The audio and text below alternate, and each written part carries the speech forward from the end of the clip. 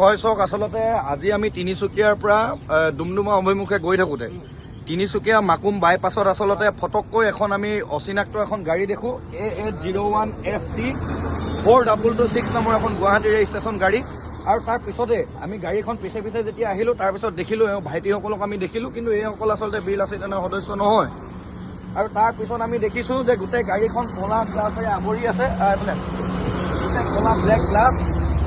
আৰু তাৰ পিছত এয়া চাওক, বীৰ লাচিত সেনাৰ লগো লগাই এওঁলোকে আচলতে ইমান দিনৰ পৰা ঘূৰি ফুৰিছে, ঠিক আছে। আৰু এওঁলোক কোনো বীৰ লাচিত সেনাৰ সদস্য নহয়। আমি অসমৰ জনগণক এই ভিডিঅ'টোৰ মাধ্যমেৰে ক'ব বিচাৰিছোঁ যে বীৰ লাচিত সেনাৰ নাম লৈ আচলতে একাংশ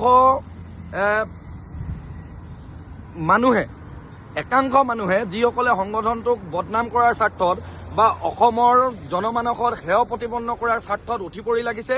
আৰু সেয়া আজি তাৰ উদাহৰণ। এই যুৱকসকলে আচলতে নাজানে বুলি কৈছে, তেওঁলোকৰ ঘৰৰ পৰিয়ালৰ কাৰোবাৰ গাড়ী, কিন্তু সেইসকল আচলতে তেওঁলোকে কথা পতাই দিয়াত সদস্য নহয় বুলি কৈছে। গতিকে এয়া চাওক, এই ভিডিঅ'টোৰ মাধ্যমেৰে অসমৰ আৰু ইতিমধ্যে কেন্দ্ৰীয় সমিতিয়ে যোৱা 7 মাৰ্চত তিতাবৰত অনুষ্ঠিত হোৱা কেন্দ্ৰীয় কাৰ্যনিৰ্বাহক সভাত এটা প্ৰস্তাৱ লৈছে যে বীৰ লাচিত সেনা কেন্দ্ৰীয় সমিতিৰ অনুমোদন নোলোৱাকৈ কোনো কাৰণতে নিজৰ বাহনত কোনো কাৰণতে বীৰ লাচিত সেনাৰ লগো তেওঁলোকে লগাব নোৱাৰে। তাত স্বত্তেও আচলতে এনেকুৱা ধৰণৰ এচাম মানুহে বীৰ লাচিত সেনাক অসমৰ জনমানসত হেয় প্ৰতিপন্ন কৰাৰ স্বাৰ্থত, যেনেধৰণে বীৰ লাচিত সেনাৰ উত্থানমুখী যাত্ৰাত তেওঁলোকে বাধা দিয়াৰ স্বাৰ্থত, অসমীয়া মানুহৰ বীৰ লাচিত সেনাৰ যেনেধৰণে আস্থা আৰু বিশ্বাস আহি পৰিছে, সেই ক্ষেত্ৰত অসমৰ জনগণৰ আগত বিভ্ৰান্তি কৰাৰ স্বাৰ্থত এনেধৰণে উঠি পৰি লাগিছে। এয়া চাওক লগতো। আৰু আমি এতিয়া এৰুৱাই দিছোঁ, আৰু ভৱিষ্যত দিনত যাতে তোমালোকে এনেকুৱা কাম নকৰা দেই, একদম কৈ দিছোঁ। মানে তোমালোকেও ভাইটিৰ নিচিনাই হবা। নাপায় কেলে চোৱা, আজি বিপদত পৰিব লাগিলে বীৰ লাচিত সেনাৰ কাম কাজ বিলাক দেখিছা।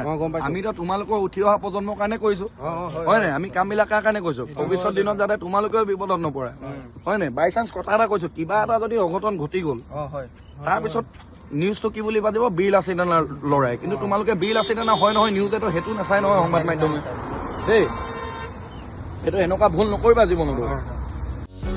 যিকোনো খবৰৰ বাবে যোগাযোগ কৰক আমাৰ এই নম্বৰত 9181 307 221।